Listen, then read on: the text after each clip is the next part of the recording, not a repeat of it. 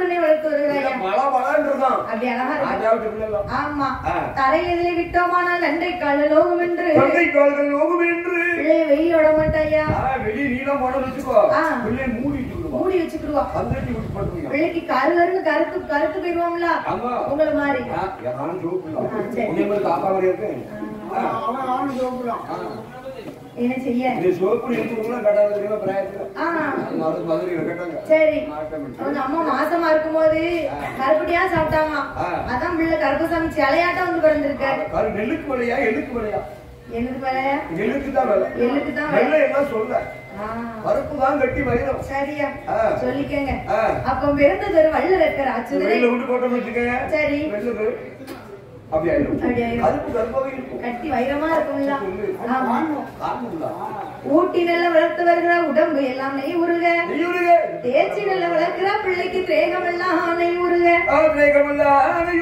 நாலு ஒரு மேனியும் பொழுது ஒரு வர்ணமுமாக வளர்த்து வரக்கூடிய நாளையில பிள்ளைக்கு வயது எத்தனை?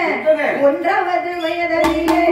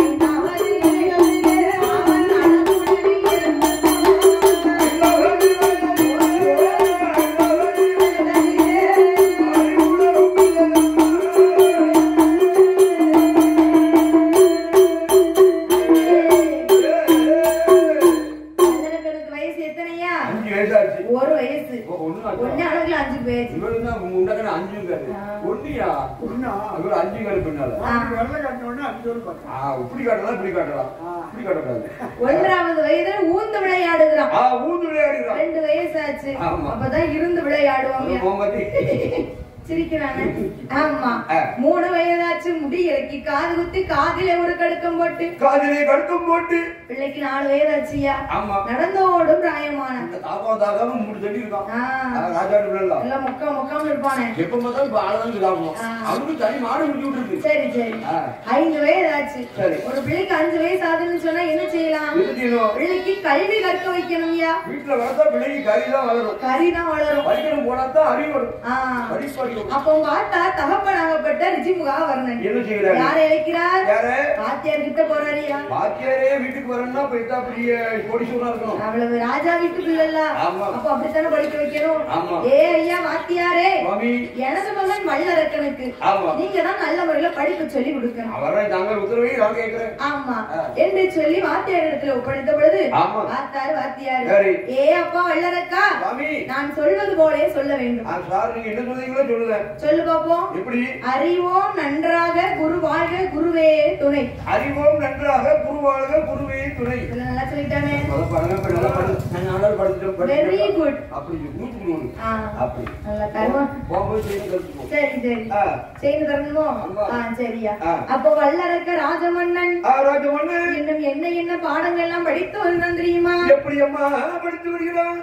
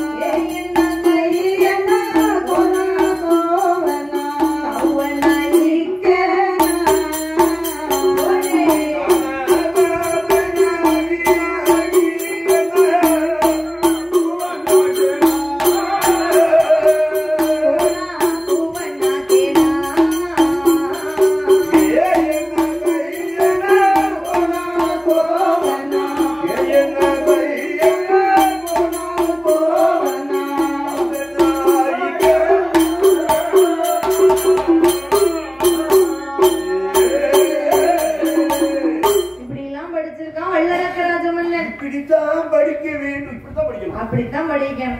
என்ன படிக்கிறான்? அப்படிலாம் படிச்சிருக்கான். இக்கனா வரைக்கும் எங்க நீங்க சொல்லுங்க பாப்போம். சும்மா ஏபிசிடி வந்தா வாடி வரட்டி போடி போடி வாத்தியார்கிட்ட எப்படி சொல்லிட்டு வந்தாச்சு. அவர் படிப்பு கூட படிப்பு அம்மைபிஎல் படிச்சிருக்காருமா. அம்மைபிஎல் படிச்சு 50 எருமாட்டுக்கு ஓனரா இருக்காருயா. எருமாட்டு ஓனரா இருக்காருல்ல. பாத்துக்கங்க அவர் படிப்பேன். எல்லா பாடும் நமக்கு சொல்றது கேட்போம். ஒரே ஒரு கருத்து மாதிரி சொல்றது கேட்காது. எதுக்கு பொண்டாட்டியா? மாடுதான். அப்ப வள்ளரக்க ராஜமன்னன் 4 வேதங்கள் படித்தான். 6 சாஸ்திரம், 11 புராணங்கள், 28 இதிகாசம், 64 கலைக்கியானம், 96 தத்துவம், 108 ஆகமங்கள் அத்தனையும் தான் படித்தான். அறிவுடைய வள்ளரக்கன் 10 வயசுக்குள்ள பல கணக்கு படிச்சான்யா. ஆமா சரி. நைட்டு தூக்கத்தை எழுப்பி கேட்டாலும் சொல்ல தெரியும். அவர் முனையிட்டு படிப்பான் அப்படிமா. படிக்கலாம் படிப்பு அவ்வளவு சின்சியரா படிப்பான்.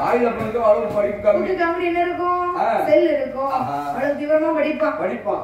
நம்ம வீட்லயும் நம்ம ஓனரோட பையன் இருக்கான். சரி படிப்பான். படிப்போம்னா ஓனருக்கு ஒண்ணும் தெரியாது, அந்த வீட்டை மலுக்கு ஒண்ணும் தெரியாது. சரியா 10 மணி ஆகும் வாங்கி அனுப்பி போடுவான். கடைசி பொண்டாட்டி சொல்லுவாரு, எப்படி பத்தியா நம்ம பிள்ளைய பத்தியா நல்லா படிக்காமலா இங்கிலீஷ் நமக்கே தெரியாது அப்படி படிக்காம சும்மா 2 வார்த்தையை ஒப்பிட்டு இருந்துகிட்டு இருப்பான். அப்ப பொண்டாட்டி பொண்டாட்டி அவ அம்மா சொல்லும். என்ன சொல்லும் தெரியுமா? முழு மாட்டை வித்து கொடுங்க படிக்கட்டும். அந்த முழு மாட்டை அவனே இல்ல ஒரு மாடை விற்கும். எல்லாத்தையும் வித்து படிக்க வச்சு திருநெல்வேலி பஸ் ஸ்டாண்ட்ல 2 பிள்ளையோட அப்படி இருக்கக்கூடிய இடத்திலே வள்ளரக்கனுக்கு ஒரு 16 17 வயது ஆச்சியா. 77 ஆகுதியா. வல்லரசனுக்கு 17 வயதாக இருக்கும் பொழுது வீட்டு என்ன சொன்னாங்களா? என்ன சொன்னாங்க? அண்ணாச்சி என் வீட்டையாவுக்கு நாளைக்கு சனிக்கிழமை 16 வைக்கணும். 16 வைக்கணும். 16 வயசு 16 உனக்கு வைக்கணும். 17 சரி இருக்கட்டும். அப்ப வல்லரசனுக்கு 17 வயதாக இருக்கும் பொழுது மனசுல நினைக்கிறான், நம்ம எவ்வளவுதான் படிப்பு படிக்கட்டுமே, நம்ம குலத்திற்கு தகுந்தவர் படிக்கணும் அல்லவா? கண்டிப்பா படிக்கணுமே. நம்ம குலம் என்ன குலம்? அரக்கர் குலம். அப்ப அவருடைய அரக்கர் குலத்திற்கு தகுந்தவாறு படிக்க வேண்டும் என்று எப்பேற்பட்ட பாடங்களை படித்து வருகிறான். எப்படி படித்து வருகிறான்? யானை ஏற்றம், குதிரை ஏற்றம்,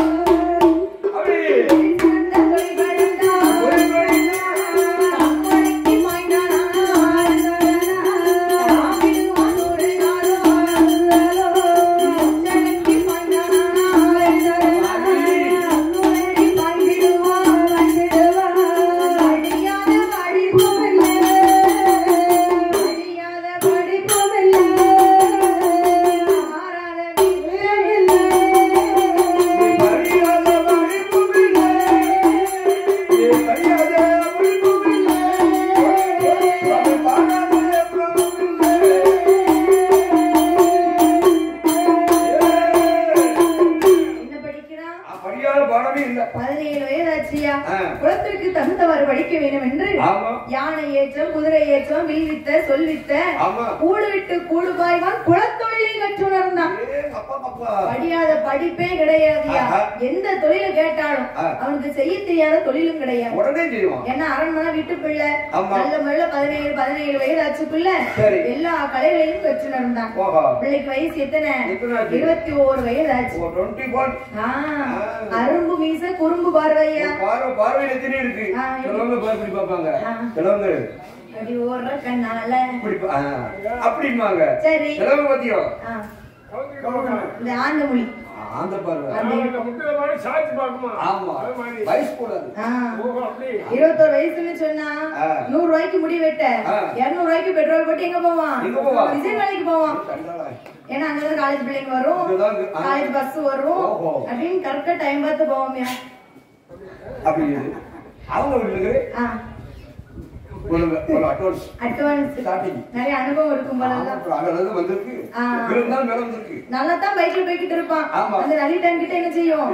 பெட்ரோல் இல்லாம போயிடும். வயசு கோளர், ஒரு ஆக்டிங் வயசு கோளர் அப்படித்தானே இருக்கும். தெரியாது, வாட்ச் கையில போட்டிருப்பான், மணி எத்தனை கேட்பான், அப்படித்தானே இருக்கும். 21 வயசுன்னா அந்த தாண்டவன் அவங்க படுத பாடு அவங்களுக்கு தான் தெரியும். கையால வலிச்சு கொண்டாடி. ஆமா.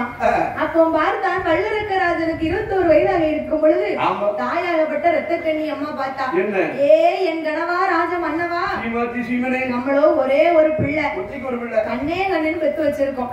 இதனால வரைக்கும் இந்த 56 தேசத்தை நம்ம 2 பேரும் ஆண்டு வந்தோம். நமக்கோ காலம் முடிய போகுதுன்னு சொன்னா நமக்கு பிறகு இது யார் ஆளணும்? பிள்ளைதான் ஆளணும்னு சொன்னா 56 தேசத்தை எடுத்த உடனே அவங்க கையில் ஒப்படைக்க முடியுமா? கட்டவனா ஆக்கிட்டு போயிருவான். அவனுக்கு முதல்ல ஒரு குடும்ப பொறுப்பு வேணும்யா. இப்படி பொறுப்பா பார்க்கணும்ல, இப்படி பொறுப்புல தான் பார்க்க முடியும். அப்படி இருக்கணும்ல. குடும்ப பொறுப்புன்னு சொன்னா அவனுக்கு ஒரு கல்யாணத்தை முடிக்கணும். ஒரு கல்யாணம், ஒரு கல்யாணம் முடிக்கணும். அவன் பொண்டாட்டி பிள்ளைகளை எப்படி பாத்துக்கிறதானோ அதை பொறுத்துதான் 56 தேச மன்னர்களையும் நல்லா பாப்பான். அப்போ பக்கத்து ஊரிலே சென்று பவளக்கண்ணி என்ற பெண்ணாளை, பவளக்கண்ணி பொம்பளையா, பவளக்கண்ணி என்ற பெண்ணாள். யார் தெரியுமா? வல்லரக்கனுக்கு முறை பொண்ணு. பவளக்கண்ணி என்ற பெண்ணாளை 21 வயதாக இருக்கும் பொழுது காலையில திருமணம் முடித்தாச்சு. மாலையில என்ன நடக்க போகுது? 56 தேச மன்னர்களையும் அந்த அரக்கன் கையில ஒப்படைக்கணும். எத்தனை மணி? பொறுமையா அரக்கை மட்டும் இருந்தா ஒப்படைக்க முடியுமா? 56 தேச மன்னர்களும் இங்க அரண்மனைக்கு வரணும். வரவே இல்ல, வரணும் அப்படின்னு சொன்னா போன் போட்டு கூப்பிட முடியுமா? அந்த காலத்துல ஒரு ஓலை எழுதி அனுப்புவாங்க, இந்த இடத்துல இருந்து அங்க போகணும்னு சொல்லி. ஓலை கண்ட நேரத்துல 56 தேச மன்னர்களும் அரண்மனைக்கு வர வேண்டும். புறா கால்ல அது என்னைக்கு அங்க போய் சேர்ந்து அது என்னைக்கு வர. ஆனா இப்ப அப்படிலாம் இல்லையா? வாட்ஸ்அப் இருக்கு, பேஸ்புக் இருக்கு, ட்விட்டர் இருக்கு, இன்ஸ்டா இருக்கு, எல்லாம் பாக்கலாம். அப்போ வீடியோ கால் வேற பத்தாது. அனுபவம் இருக்குயா போய் 8 வருஷம் ஆச்சு. சரி. பிள்ளை கழிச்சு 4. வீடியோ காலே வாழ்க்கையை முடிச்சிருக்காங்க. ஆமா. அப்படி இருக்கக்கூடிய நேரத்துல வல்லரக்கனுக்கு பட்டம் சூட்டும்லாம் நடைபெற உள்ளது என்று 56 தேச மன்னர்களும் அரண்மனைக்கு வந்தார்கள். அவனுக்கு பட்டம் சூட்டக்கூடிய நேரம் அது எப்பேற்பட்ட நேரம் தெரியுமா? நாளான நாளையில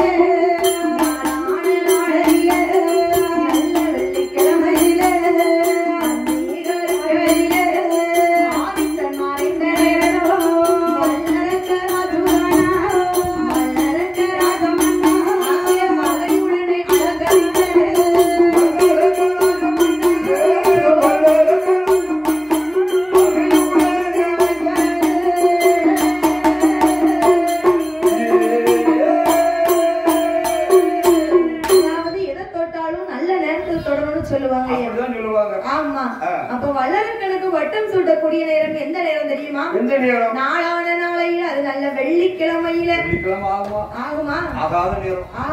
சரி, அப்ப இன்னைக்கு ஆகாதா? வெள்ளிக்கிழமை ஐயாவுக்கு ஆகும், கடவுளுக்கு ஆகும். கிருஷ்ண தெய்வம் மயிலம் போவோம், போயிட்டு வருவோம். நீ நானும் போட முடியுமா? அவளுக்கு ஆகும். கடைசி காலத்துல போய்க்கலாம். அப்ப நல்ல வெள்ளிக்கிழமை என்று அந்த கருக்கள் ஆதித்தன் மறைந்த நேரம் அப்படின்னு சொன்னா மணி எத்தனை? 7:30. அதெல்லாம் சொல்ல முடியாது.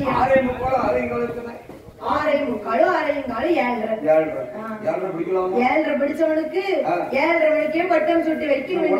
எல்லாத்தையும் பிள்ளையாரு பிடிக்கலையா? எதுக்கோ அன்னைக்கு விநாயகர் சதுர்த்தி. ஆமா, வந்து பிடிக்க வந்தான். சாப்பிட்டு போயிட்டு வந்துட்டான் அப்படின்ட்டான். அப்ப என்னைக்கு பிடிக்கணும்? என்னைக்கு? முன்னூறு எழுதி போடு. என்ன எழுதி போடு? இன்று போய் நாளை வாரு. இன்று போய் நாளை வாரு. நாளை வா. ஆமா, மறுநாள் வந்திருக்கான். சரி, பாருப்பா. அதே காட்டி காட்டி இன்னும் பிடிக்க தனியை பிடிச்சவங்க பிள்ளையார் கோயில போடணும். பிள்ளையார் கோயில்ல சரி போய் நீங்க போய் கும்பிட்டுவாங்க. அப்ப பார்த்தார்கள்.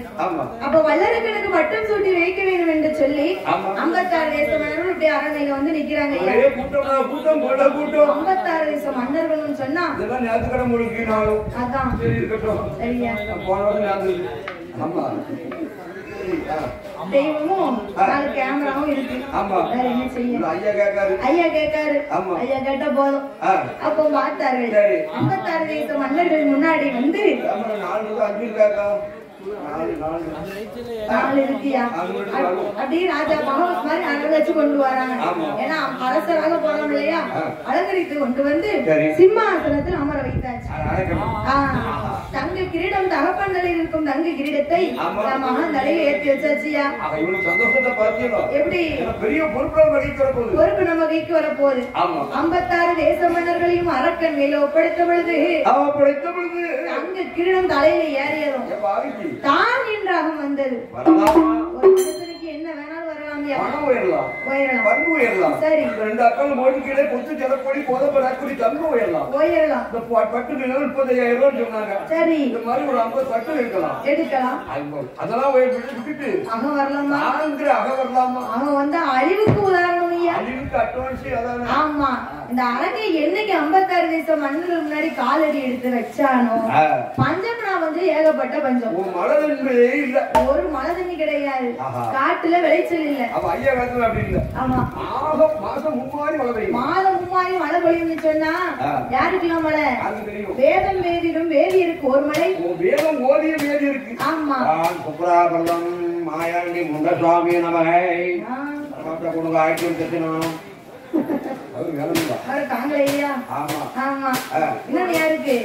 நீதி நீதி தவறாத மன்னருக்கு ஒரு மழை. அவருக்கு ஒரு மழை பெஞ்சிருக்கு. அவர் பட்டை போட்டு ஊரை ஏமாத்திட்டு இருக்காரு.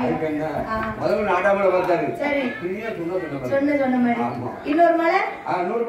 கற்புடைய மங்கை இருக்கு ஒரு மழை. எங்க அம்மா அப்பா அம்மா உங்க அம்மா பெஞ்சது இல்லையா? அந்த கோவலை முன்னாடி இருக்காளே யாரு? கண்ணகி. அவளுக்கு கண்ணகி நலாகி. முன்னாடி இருக்காளே நஸ்ரியா. யாருக்கு தெரியும்? இப்படி அவங்க அப்பா காலத்துல மாதம் 3 மழை விழுந்திருக்கு. ஆனா இவன் காலத்துல எப்படி இருக்கு? ஒரு மழை தண்ணி கிடையாதுயா. அவங்க அப்பா என்ன செய்வாங்க, அம்மாளுக்கு 6 கால பூஜை அழகா செய்வாங்க. ஒரு நேரத்து பூஜை கூட ஒழுங்கா செய்ய மாட்டான் சண்டாள். ஆத்தா கால விழாத ஏன் கால விழுங்கணும். திருநீர் நான் பூசல நீங்க ஏன் பூசிருக்கு அழியுங்க அப்படி சொல்லலாம் ஐயா. அப்படியா நடக்கு. அவங்க காலத்துல பஞ்சம்னா பஞ்சம். அது என்ன பஞ்சம் எல்லாம் தெரியுமா? நாளி நல்ல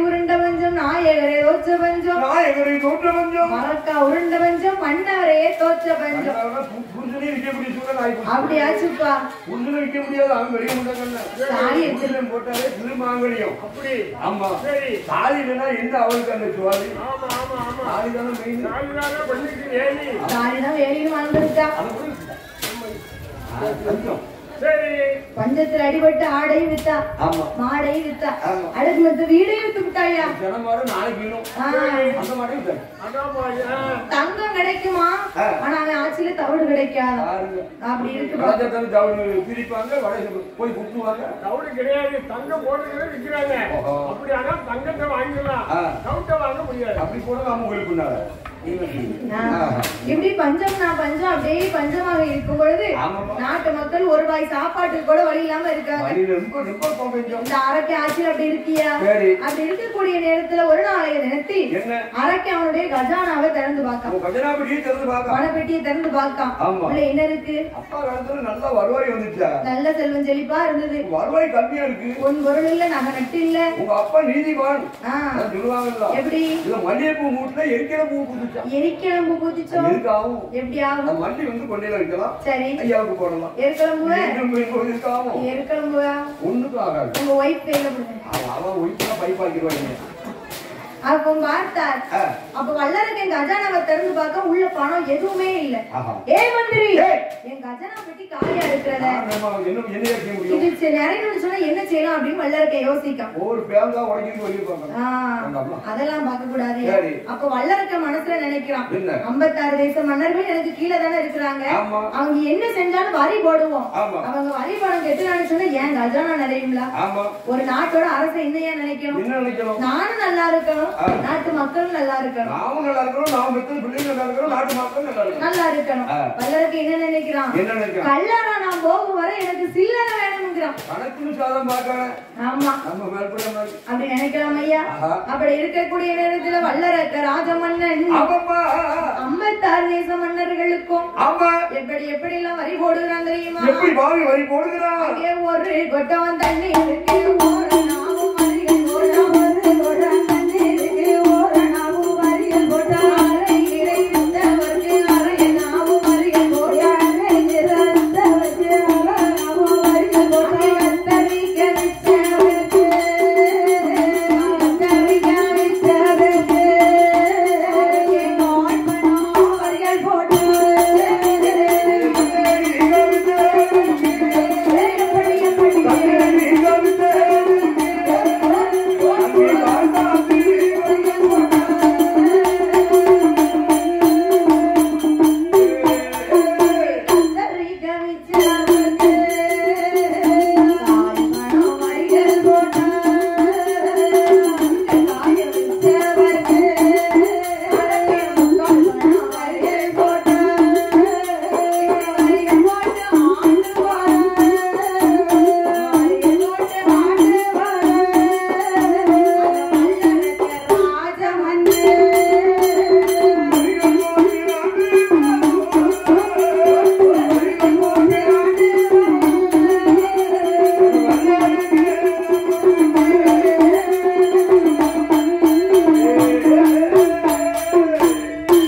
மக்களுக்கெல்லாம் வரி வரியா போடுதான். ஒரு குடம் தண்ணி எடுத்துட்டு வந்தா போதும். ஓரணா வரி கொடுக்கணும். கத்தரிக்காய் விற்றவருக்கு கால் பண வரிகள் போடுகிறான். முருங்கைக்காய் தெருவில் விற்பாங்க தெரியுமா? அது முருங்கைக்காய் விற்கணும்னு சொன்னாலும் அரட்டருக்கு 3/4 பணம் வரி கொடுத்துட்டு தானே விற்கணும். வரி கொடுக்க சொல்லு. அவன் நின்னா வரி, நடந்தா வரி, ஓடுனா வரி, உட்கார்ந்தா வரி. இப்படி எல்லாம் நாட்டு மக்களுக்கு வரி வரியா போடுதாமியா? நாட்டு மக்கள் அதை கட்ட முடியுமா? ஒரு வயசு சாப்பாட்டுக்கு கூட வழி இல்லாம இருக்காங்க. அவங்க கிட்ட போய் வரி பணத்தை தானே கேட்டா கொடுப்பாங்க ஐயா?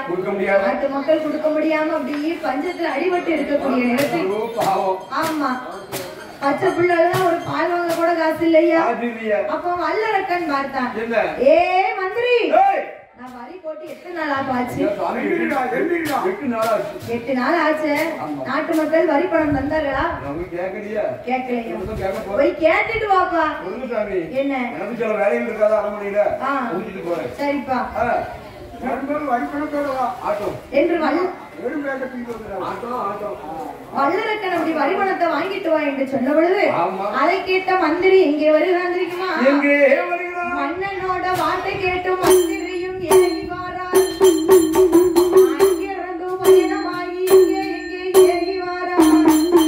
அதே மனமான மனநடந்து வருகிறாரே மந்திரியோ.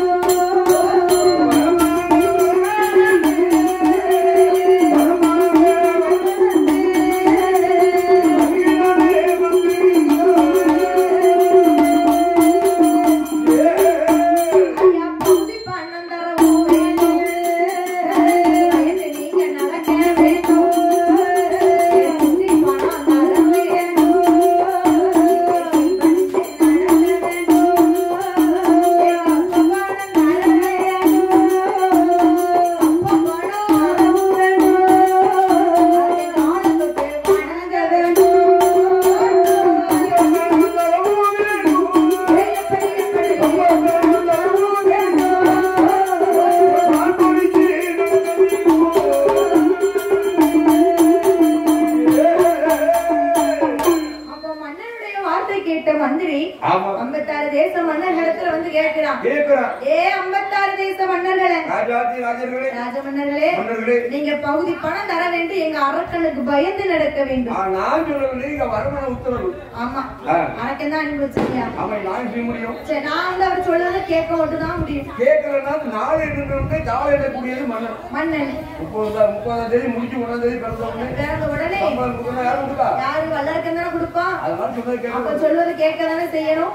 அப்படி என்ற 56 தேச மன்னர்களிடத்துல வந்து நீங்க கிஷ்டி பணம் தரணும், அரக்கனுக்கு கீழ் பணிந்து நடக்க வேண்டும்.